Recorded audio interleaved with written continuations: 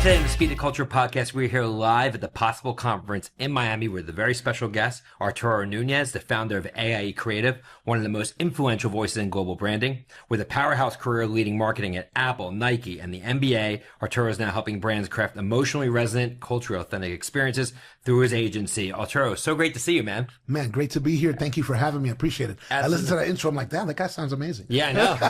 You have to meet him one day. Yeah, for sure. So if somebody was telling somebody else about you and you're like, oh, you have to introduce this guy, Arturo, what would they say?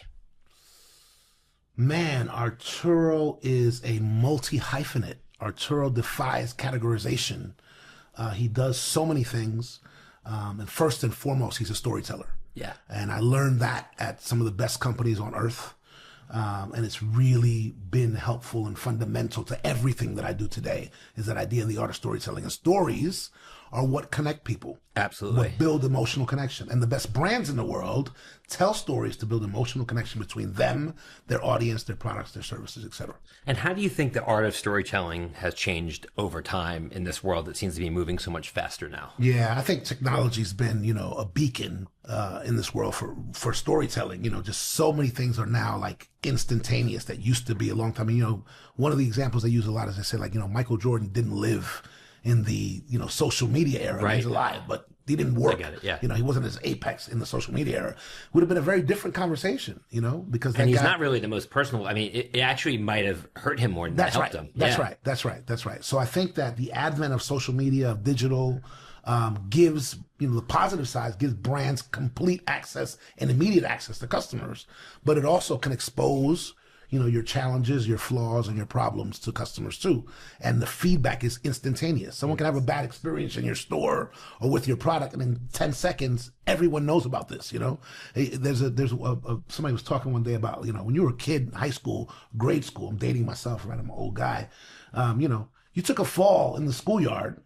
3 people saw it. They laughed at you. Maybe they told the story to 10 other people. You could fail in private, right? Yeah, they video that now, and 1 million people saw your fall, seconds after it happened. It's a game changer. Yeah, I wrote about that in my book where it's like my first startup.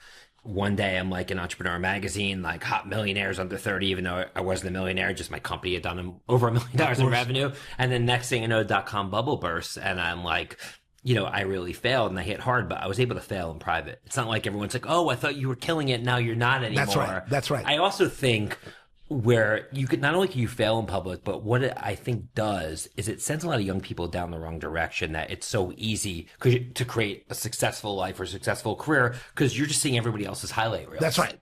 The highlight reel. I was about to mention that. Okay. Even think about that from a standpoint of, there's a famous commercial that the Jordan brand did about Michael Jordan. It's about failure. It's actually called Failure. And he says something like, I'm not going to get it all right, but he says, I've lost, more than 300 games in my career. 26 times I was asked to take the final shot and I missed. I failed over and over again. And that's why I succeed, right? Which is a great story. But think about the edited highlight reel of everything now. I know. You know what that took 20 years ago to edit a highlight reel of stuff? It took real work. Now it's just one button, right? One button, boom, done, we're out. It's, what I'm saying? For good and bad. Yeah. That's a huge change in the storytelling milieu. Absolutely. So how have you, over time, been able to evolve your own skill set to make sure you keep up? Because since you and I have both been in the workforce, we've seen the advent of the internet, social media, mobile, now of course AI, which we'll get into. How have you been able to future-proof yourself and remain relevant across all these incredible companies? Yeah, man, what I think is the most important thing, I talked about storytelling, the importance of storytelling for any marketer. At the end of the day, a marketer is a storyteller. But also, one of the most critical components to any successful marketer is curiosity. Yeah. You got to remain curious about your customer base, about what's happening in the world. I am fueled by curiosity. Every day I want to learn something. I actually have a philosophy that if you're actually a lifelong learner, every day you're getting dumber. Because you're going to say something on this podcast that I know nothing about. Right. And if I'm really curious, I'm going to be like, oh, wow, a whole new world just opened up. Yeah. I've never been to that place. I've never heard of that thing. Now I got to dig deeper. I got to figure it out. So a lifelong learner and having infinite curiosity, that's what really fuels me and drives me, and it's made me really successful. Yeah, instead of walking into a conference and being like, yeah, I know it all. I don't have anything to learn from someone, especially people who don't want to learn from younger people. That's right. Because younger people their brains are wired differently. That's they were right. born to a different world, so by nature, they see things in a different different way. That's right. That's why reverse mentorship is so important when you're getting young people's point of view on stuff. That's why, Nike as a brand, where I worked for 8 years, used to have its ear to the street. We had a program at that point called Eakins. Eakin is Nike spelled backwards. These were the young kids who were obsessed with the brand, who were out there touching, where the rubber meets the road, meeting with consumers, meeting with athletes. There were athletes themselves. That's where we got the energy, the spirit, of really understanding what customers wanted. It's interesting because for so long, youth culture was really counterculture. If you look at like the 60s, 70s, 80s, like there was Woodstock, they didn't have a voice. So the only way that they could actually be heard was to revolt or stand up and say squares and scream, because what dictated culture was large corporations, and whatever Clear Channel spun in a heavy rotation on radio became the songs. And over time, especially with social media, it shifted. That's right. And now culture is driven from the sidewalks, not the boardrooms. Absolutely. And companies don't really have a choice but to listen, because the voice of the youth is deafening. That's right. That's right. This is a game changer. I spent some time working at the NBA as well. And I remember when my kid was a teen, my kid was a big fan of basketball. He played basketball. He was a big fan of sport. And I'd be sitting in my home watching the game on TV, and he'd never be watching the game with me. And I'd be like, hey, man, the Knicks are on or whatever. And he'd be like, no, Dad, that's not how I watch the game. I was like, what do you mean? He's like, there's a guy who recaps all the games. Right. And he talks the way I like to talk. And he does it in 15 minutes, tells me everything that happened in the game in a way that I like to understand and hear. Game changer. It is. By the way, that guy then became like a product reviewer, and like invited to like Apple's highest level conferences to talk in plain language about what Apple just dropped in the marketplace. So such a massive change in the way that we get information. Oh yeah. Super, super important. Yeah, I mean, it's funny you bring that up, because we were just with Tim Ellis, who's the CMO of the NFL, and we were talking about how fans of the NFL and all sports, we also had the founder of Overtime, which is an incredible story in the sports space. They're consuming songs and not albums, right, in sports. So you're consuming the highlights, you're following players, not only teams. Obviously, there's video games, there's fantasy sports, there's gambling, which we can get into, and the impact of that. But all those things are giving people a vested interest in the athlete versus just the team. Even the way they look at sports and fandom has changed. Yeah. It's funny that you mentioned that. I had the privilege of working for David Stern directly when I was at the NBA. I ran Latin America marketing, U.S. Hispanic. I was in a meeting with Stern one day, and I made a comment. I was naive and young. I made a comment, something about the NFL, being the biggest competitor and how the NFL is doing whatever. And he kind of looked at me. He was like, that's not our competition. And I was like, wait, what is he talking about? I'm like, NFL, big sports league, NBA, big sports league. He's like, no, we're in the entertainment business. So really, he's like, yeah, I want to know why someone bought a ticket to go to an AMC theater yesterday instead of going to the Heat. I got $20 tickets, I got dancers, I got food, I got music, and I've got reality television. No one knows what's going to happen till the last buzzer sounds. I want to know why someone chose another entertainment solution versus ours. That's the business we're in. And it was really edifying for me to hear that from him. Yeah, I mean, if you and think he was about a visionary it, genius. He was. And I think, they're not just competing against other entertainment sources. It's about mindshare. They're competing against Joe Smith, the social media expert. That's right. And Kim people, Kardashian, whatever. Instead of going to a phone to a movie, a lot of people are staying home on their phones. That's right. Right. 100%. So he knew that, and he knew that the future was global, and he did an incredible. I was there at a really quintessential time for the NBA. Yeah. When they were trying to make the league international. And he knew that every one of those international players was a conduit to a new audience. So when I joined the NBA, there were 3 Latinos in the league. When I left, there were 19. When I tell people that story, they're like, oh, you guys were involved in recruiting? It's like, no, we had nothing to do with recruiting. Right. All we did was tell stories about how these Latin American guys had reached the apex, the pinnacle of the sport of basketball playing at the NBA. And that gave a future generation of athletes the idea, they're like, wait a minute, maybe I can do it too. And so I got to watch Manu Ginobili, Nene, Leandrinho, Carlos Arroyo, Felipe Lopez, Eduardo Nájera. All these guys came up while I was at the NBA and were playing the game at a pinnacle level and getting people in Latin America excited about basketball. When Latin America used to be soccer number 1, soccer number 2, soccer number 3, you know what I mean, in terms of religion. But yeah, it was all about that. He had a vision for making the game global, and he knew the importance of these guys. Yeah, and I think the tailwinds for the NBA and going global is that most of the biggest stars, whether it's Victor Wembanyama or Luka Doncic, like these, even Shai Gilgeous is from Canada, like the new stars are predominantly not American. That's right. So, those stars are actually, and we saw what Yao Ming did to bring the NBA to China. So we are seeing like the globalization of the NBA in a way that the NFL really doesn't have, because most of the NFL players are American. That's right. That's right. And even the NFL is, making great efforts today. You mentioned Tim Ellis earlier. I worked on a project with them talking about how to increase Latino fandom in the U.S. as a consultant project. And they're trying to figure it out. They're trying to figure out what international looks like. They've done games in Brazil and Mexico City and London. And they're going to do Madrid now. And they're really excited about doing that. Germany as well. An ex-colleague of mine, Priscilla Shoemate, is a CMO for the Dolphins, and they're doing all kinds of stuff international as well. So it's a great time to be a marketer, to be in marketing, to tell stories across populations around the world.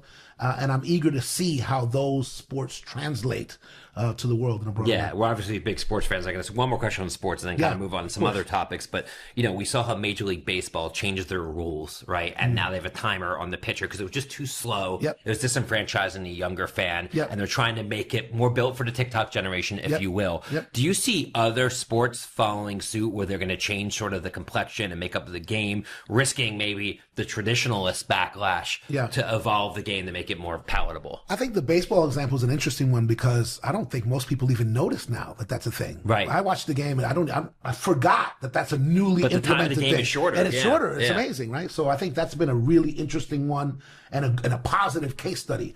I think even more important than changing the rules of the game is the culture. So I'll give you an example. Another ex-Nike colleague, got a lot of ex-Nike colleagues doing amazing stuff, but Tiago Pinto is the head of marketing for the Marlins here in Miami, the baseball Marlins.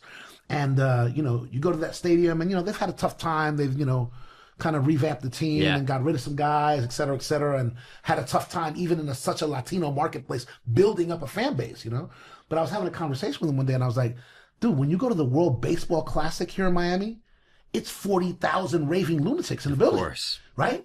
So how do you bring that energy to the regular Marlins baseball? That's the trick, right? Right. You have rabid fans of the sport here. And whether they're following the guys because the guys are Puerto Rican or Venezuelan or Colombian or Dominican or whatever, doesn't matter. The point is there are people who want this product. How do I make the product more palatable to them on an everyday basis, not just when it's the World Baseball Classic or the playoffs or the World Series? Yeah, I mean, it's about stories. You're right. Even the NFL draft, which just ended last week, we're taping this here in late April. Speaking of storytelling. Yeah, I mean, Shedeur Sanders, right, is like, his dad's a Hall of Famer, and he was like the hotshot person, and he's dropping from round to round to round. And that became the storyline, and everyone just checking back on ESPN. Did he get drafted yet? That's just a story. That's right. And it's a story that we can all relate to in terms of like the guy that like thought he was going to be high up, and he's not. Now everyone's probably rooting for him as sort of like the underdog story, right? So that's the next story. So people are going to be following him. So how can teams and brands, which we'll get into, unlock that? Yeah, and by the way,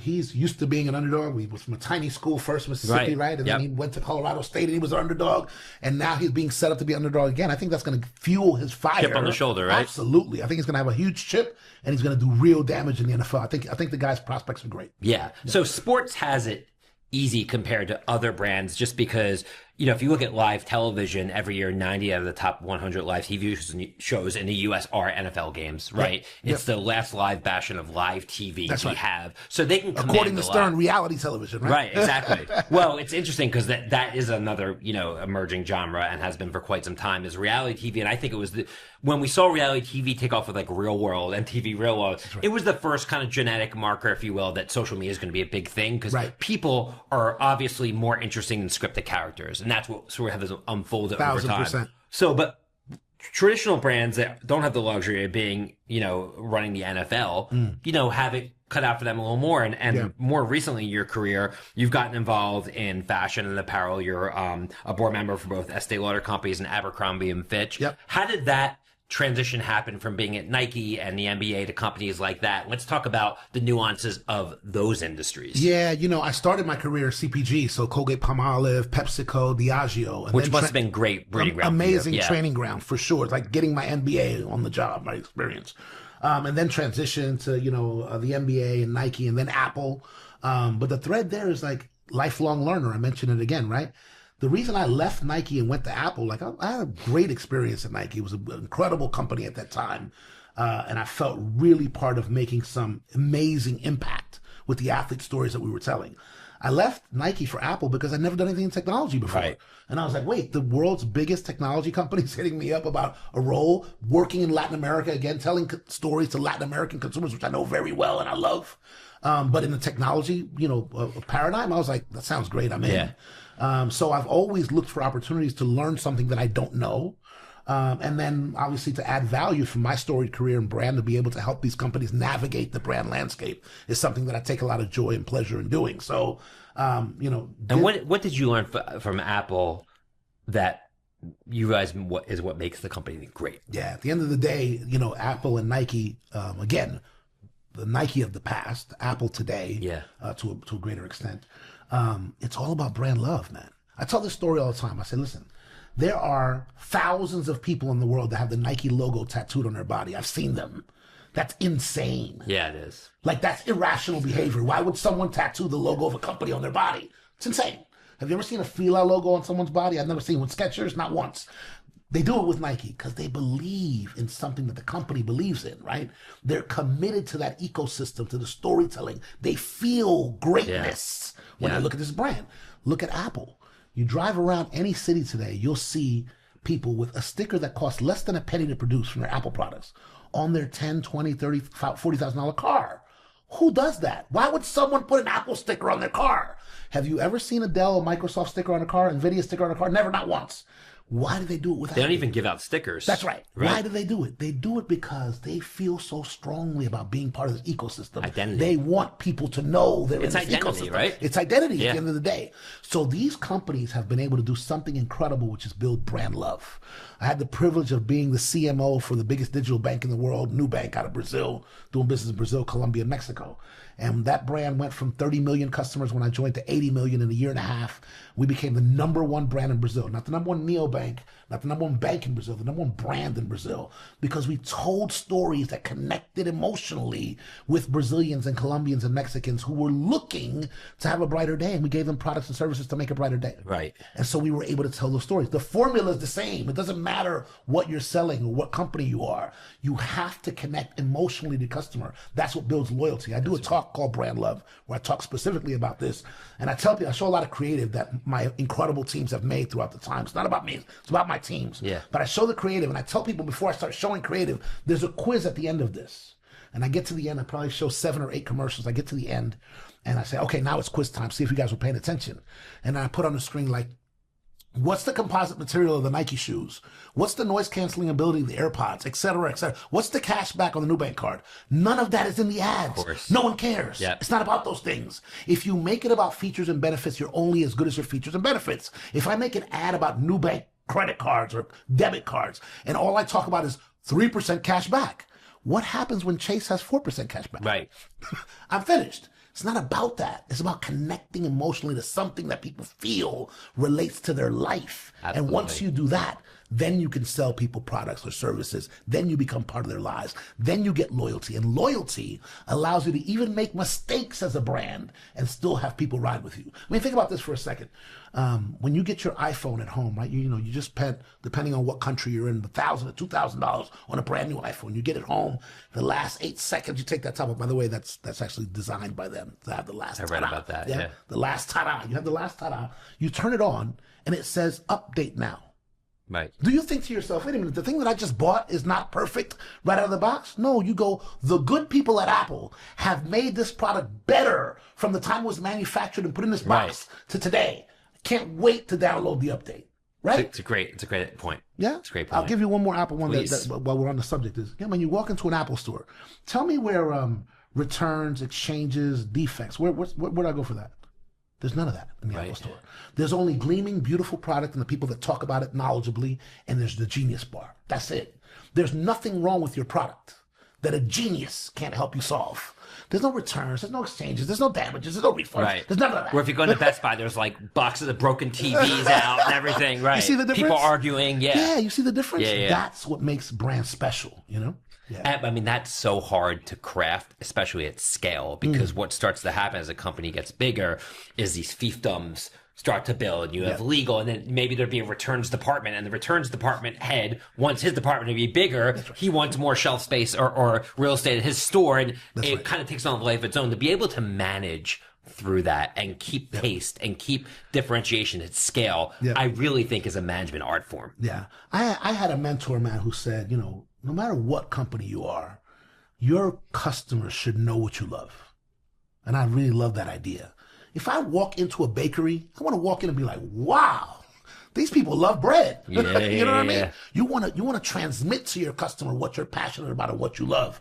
I own a bar lounge here in Miami. I'm one of the owners of this place called Dante's Hi-Fi in Miami. When you walk into our space, it looks like a living room, like someone's living room. And there's 9,100 records on the wall. And we only play vinyl in our space. Awesome. When you walk in there, you go, shit, these people love music. Right. And they love vinyl. All about it. You gotta transmit that to your customer, right? What you really believe in. And you will find other people who are like-minded and believe in the same things that you believe in. That's the beauty of it all. We opened that place as the bar we wanted to hang out in.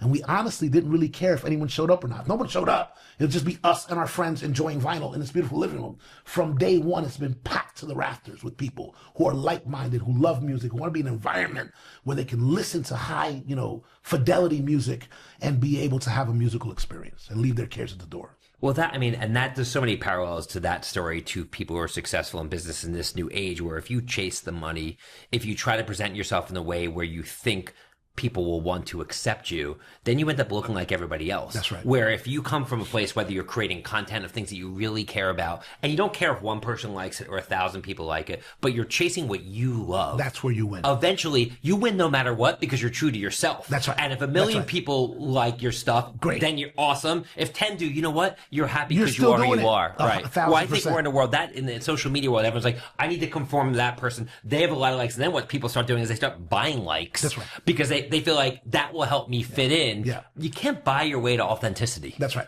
That's right. You cannot buy your way to authenticity. And if you try to be everything to everyone, you end up being nothing to no one. Yeah. Right. I had the privilege of spending time with Quincy Jones, who was, to me, like one of my idols. Yeah. And I had an opportunity to spend time with him here in the States. I went to his home and I went to Montreal, Switzerland with him. And he said, Arturo, when you start talking about money, love leaves the room. Everything that I've ever done has been done with love. Right. For love for craft, love for the music, love for the people that make the music, love for the artistry of it. And I think that's really, really important. If we had talked about making money at Dante's Hi-Fi, it wouldn't have happened. Right. It happened because we wanted to build a place. Here's the thing. You were able to be patient. That's right. I think a lot of young people, where they see everyone else in their Lambo and everything, they're like, I need to make it right away. And as soon as you do that, then you're basically reprioritizing what's important. That's right. And you start chasing it from the beginning, and then you're dead in the water. That's right. That's right. I have a book coming out on Simon Schuster at the end of this year. Oh, I'm going to check it out. Which is called The Cultural Compass, and it's about navigating corporate America without losing your soul or yourself. Yeah. And one of the things that I tell people, and it's counterintuitive to many folks, is like, you got to lean into who you are. What unique things you bring to the table. Yeah. I go, newsflash, everyone else is taken. You can't be anybody else. Everyone else is taken. I've been pretty successful in my career, but it took me a while to realize that. Like, if it did me as well. Yeah. I look back at because, my dad was a lawyer and he played the corporate role, and that's who I looked up to, right? And it's like, in the earlier stages of my career, there'd be like work Matt and real Matt. And work Matt, like my emails would sound different. Yeah. I would talk like I thought a corporate person Code would. switching. Right. And now I'm just like myself. And the sooner you can get to a point where it's almost like you walk in the room, instead of worrying what everybody else thinks about you, you just worry about how you feel and what you think about everyone else. That's like, right. You get That's to a right. point in your life, the sooner someone can get there. That's right. I think the better off you're going to be. Yeah, the better you're going to be. And it took me a long time to get there. And this is why I write about it in the book, because I want a new generation of people to see it and be able to get there faster than I did. It's leaning into the self. Last night, again, I keep bringing up Dante, but last night, we had a special DJ from Hong Kong. Her name is Gia Fu. She tells her story. Says she went to a party at the age of 15 and she heard a song at a b-boy dance party. She heard a song that was a Cuban classic. And she said, whatever that is, I want to know everything about that. And she dedicated herself to a lifelong mission of learning about salsa, the roots of salsa, and learning about Cuban salsa specifically. Right. And now she travels around the world and does gigs for thousands of people playing. What is a Chinese girl from Hong Kong doing in Mexico playing Cuban salsa? It doesn't make any sense. She got obsessed with something and she said, I don't care if one person or 1 million people want to hear this, I'm doing this. And as a consequence, now she's paid to travel the world and tell her stories and play her music, which is really dope. This is awesome, but I think parenting also plays a role in it, because Sure. parents, especially in this social media age, they're like, oh, my kid didn't walk by age 1, but their kid did. I need to get my kid to walk even though I'm not ready. And it goes all the way up. Oh, they got into this school. And you're pushing that, and you're pushing and pushing, because really it's not even about them. It's about you. That's right. And so that's where it starts, That's right? right. You're That's setting right. somebody down the path of trying to live a life based upon somebody else's version of Those your success. expectations, It's yeah. what Steve Jobs said, That's you right. know, in his famous keynotes That's right. at Stanford, At right? Stanford, Don't live a yep. life based on dogma, other people's expectations of you. That's right. It all kind of comes back to that. I have a really good friend. His name is Bobito Garcia. He's a New York City icon and legend. He's done so many things in a pinnacle way in New York City, from being a street ball legend to having a radio station that broke all the rappers that made rap, you know, as famous as it is today, the original rappers, people like Nas and Jay-Z and Big L, et cetera, to writing books. He does everything. To being the voice of the Knicks at one point, to whatever. And I asked him one day, I said, yo, man, what did your parents want you to be when you grew up? And he said, my parents had no expectations of me whatsoever. And I thought that was a sad comment till I let it marinate. And I was like, oh, that's why you're able to do all these things to a level of perfection. I was like, man, go be you. Go do you. Go be happy. You know, the famous story about John Lennon, right? Supposedly he's in school and the teacher says an assignment and everybody needs to write down what they want to be. And he writes happy. And the teacher says, oh, you didn't understand the assignment. And he said, no, you don't understand life. Right. Like, that's the whole point. Awesome. How many people are walking around being quote unquote successful that are miserable? There's a woman named Robin Arzon. She's an instructor at Peloton. She's one of the chief instructors at Peloton. And she tells her story. And she's like, dude, I was a corporate lawyer because my parents wanted me to be a corporate lawyer. And she said, one day I got dressed and I went to the office and the suit was too heavy for me. I had to take it off. And I took it off. And today she's one of the lead fitness people in the world because she decided that's not my suit. That's not for me. I'm not doing that. And leaned into what she loved, which is getting fit and being an athlete and changing people's lives through fitness. It's beautiful, you know? So how are you? So, you know, this has been an amazing conversation. And, but this whole tangent we went on started with me asking about your current board roles at Abercrombie and Estee Lauder. My first question for you is, like, when you were in the boardroom, right? And I know most of the other people I would imagine that are around the board table at those companies in corporate America are not like you. They're not, you know, they are products of the corporate world. Yeah. Where you're clearly not. And, you know, you strike me as somebody who's so passionate and also commands his craft that you add differentiated value. So it's no surprise why you've been so successful in your career. Other people go through the more traditional tried and true ways and end up there, and you're sitting at the board table with those people. How do you interact with those people, and how do you find you're able to add value coming, you know, in a differentiate angle? You know, I think it can be challenging sometimes. You know, the idea that, like, you know, hey, I belong there because I have a unique set of skills and experiences that help me to add value in this space, right?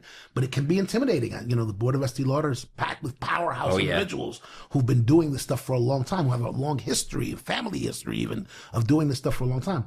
Listen, my life was changed when I was 16 years old. I walked into a room at an organization called Inroads, and I saw the first Afro-Latino man I'd ever seen in a business suit, speaking articulately to powerful people. And I was like, whatever he does, I want to do that.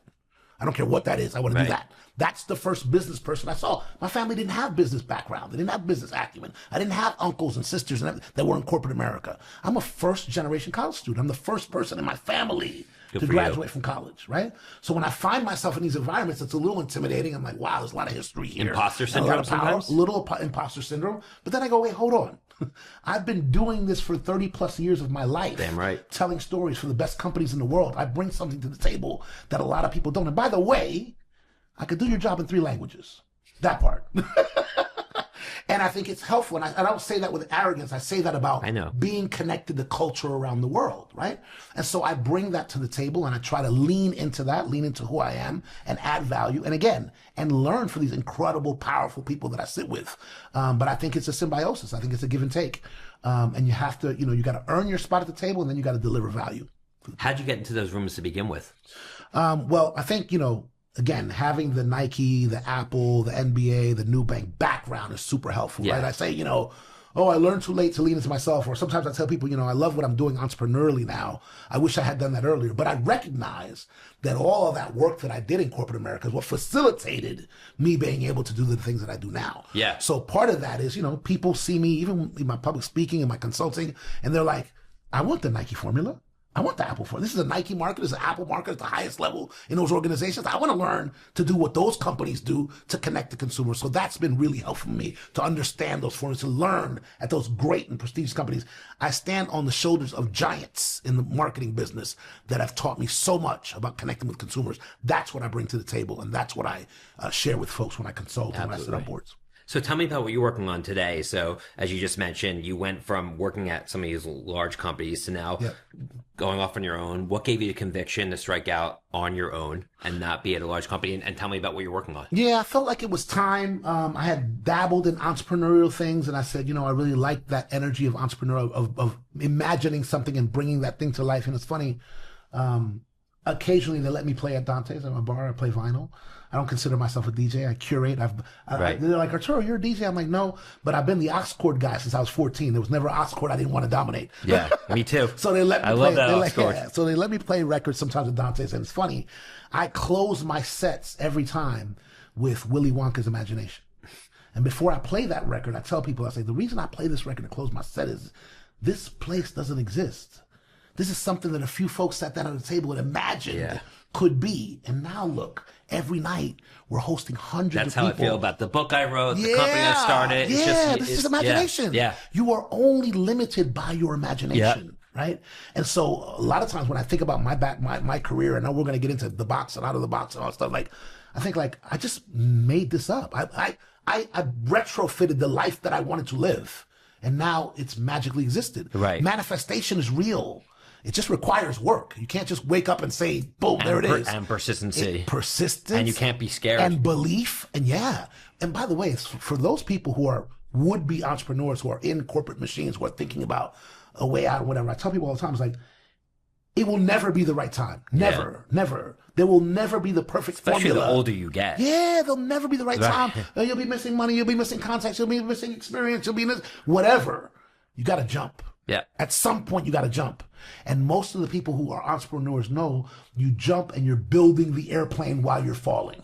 It's a big trade-off, though. Yeah. And it's not for everyone. No. It's like it's eaten up so much of my life, and it eats up your mind share, and you really have to balance a lot. Yeah. It's just not for everyone. I'll tell you two quick stories. One of them you've probably seen on the internet. I'll tell that one first. But there's a story about a guy who's, in corporate America. He's a diligent guy. He gets there at 6:30 in the morning. He wants to give his best. He wants to, crank the work out. He's there late at night. And your weekends, if you're in corporate America, it's weekends and there's never.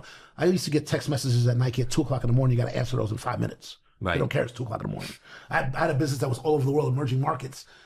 There was always someone up and doing Nike business while I was sleeping. By the time I woke up, I had an inbox full of stuff from Australia, from Korea, from the Philippines, etc. So this guy, he shows up to the office, man. He gets there, and there's this Lambo in the parking lot. Dude, it's like the 2027 Lambo. It's insane. And he sees it. He's like, wow, I would love to have a car like that. It's incredible. And he walks up to the car, and lo and behold, the guy steps out of the car. It's the owner of the company. And the kid looks at the car, and the owner says, you like it? He's like, oh, my God, it's beautiful. It's my dream car. He's like, listen, kid, if you keep working really hard, you show up here at 6:30 every day, you're the last one out the door, you work weekends, etc. I'm going to get next year's model, too. Why do I tell you that story? If you don't follow your dreams, someone will pay you to follow theirs. Yeah. Right? If you have a dream and you're really passionate about that, at some point, you have to jump and follow that dream. Yeah. Otherwise, someone will be paying you to manifest their dreams in this world. And I know some people are cool with that. I wanted to follow my dreams. Yeah, right on. Yeah. So to wrap up here, I'd love to hear from you. We have a lot of younger listeners on the podcast that look at a career like yours in awe, as do I, and want to follow the path. Like, what advice do you have for younger people starting off in their careers in terms of how they should spend their time, where they should focus, so they can optimize their future potential? Yeah. Man, I had the privilege. I'm going to answer that question. I had the privilege of working with Kobe Bryant, who was one of the most determined and passionate people I've ever met, one of the most courageous and confident people that I've ever met. He said, Arturo, my first summer league, I sucked. I didn't make one bucket in the entire summer league. But I dedicated myself to be obsessed with the craft of basketball, with the details of basketball, with knowing everything there is to know and working 4 times harder than anyone at this game of basketball. And that's how I got to be who I was. And he said, what he wanted to do, rest in peace, with the rest of his life is, he said, I want to bottle better. And I said, Kobe, what do you mean by bottle better? He's like, yo, man, I want to teach young people that if you put the time and the energy and the discipline in to learning a craft, to obsessing the details, you can accomplish the same things I accomplished in basketball at anything that you set your mind to. I believe that. That's all it takes. I believe that too. And so I would say, be obsessed with what you're passionate about.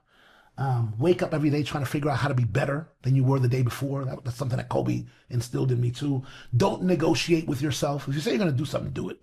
The most important thing you have is your word. If you say you're going to do something, do it. If you're negotiating with yourself, how are you going to treat the rest of the world, right? So I think it's about discipline, dedication, craftsmanship, belief in self. Falling down is part of the process. Failure is part of the process. I talked about the Jordan ad, right? 26 times I was asked to take the final shot and I missed. I failed over and over and over again. That's why I succeed. Failure is part of the process of success. One last story. Tim Westergan, I think I'm pronouncing that correctly, the CEO of Pandora. Yeah, the founder. He went to 268 investor pitches before he got a dime. The 269th, he got $9 million. 268 investor pitches. How many people would have an idea they're passionate about? Go talk to 10 people who are business people, who are in the business of funding ventures, and said, yeah, that's not a thing, and keep going. Yeah. How about 50? How about 100? How about 150 times you sat in a room and talked to smart business people who said, yeah, that's not a thing, and you kept going. He kept going. And that's how Pandora Radio got established. How many of us stop? You got to keep going. Failure is part of the process. Yep. Failure is part of the process. Learn from the failure and move on and keep going. Yeah, love that. We often end our podcast by asking our guests if there's a mantra or saying. I have a feeling you have no shortage of them, my friend. But what comes to mind for you in terms of maybe encapsulating your professional journey to date? Yeah, I have two, and it's really not about professional. It's about my life. Yeah. Right? My first one that I had for a very long time was the quality of your life is the quality of your relationships. I really believe that. It's attributed to Tony Robbins. I don't know if he said it first or not. Doesn't matter. The quality of your life is the quality of relationships. I really truly fundamentally believe that.